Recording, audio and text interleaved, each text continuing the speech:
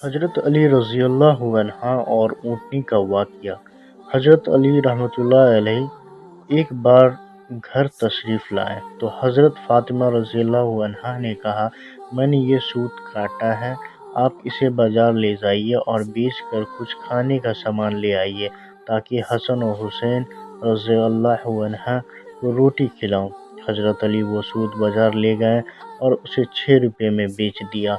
وہ ان پیسوں کا کچھ خریدنے کا سوچ ہی رہے تھے کہ ایک مانگنے والا نے اللہ کے نام پر مانگا۔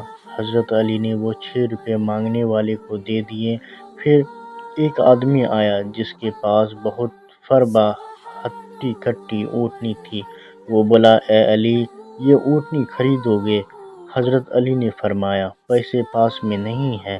آدمی نے کہا، ادھار دیتا ہوں۔ یہ کہہ کر اونٹنی کی رسی حضرت علی کے ہاتھ میں دے دی اور چلا گیا۔ اتنے میں ایک دوسرے آدمی آیا اور بولا، علی، اونٹنی بیچتے ہو کیا؟ حضرت علی نے فرمایا، لے لو۔ اس آدمی نے کہا، 300 کیش دیتا ہوں۔ یہ کہہ کر 300 روپے دے دیے اور اونٹنی لے کر چلا گیا۔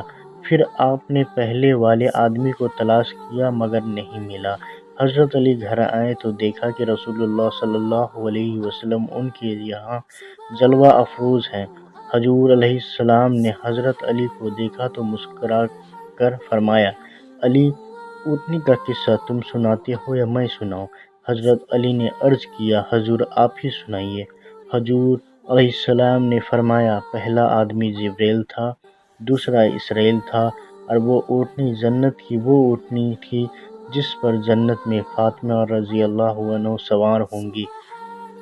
خدا کو تمہارا اثار جو تمہیں 6 روپے سائل کو دیے پسند آیا اور اس کے بدلے میں دنیا میں بھی اس نے تمہیں اس کا اجر اونٹنی کے خرید و فروخت کے ذریعے دیا۔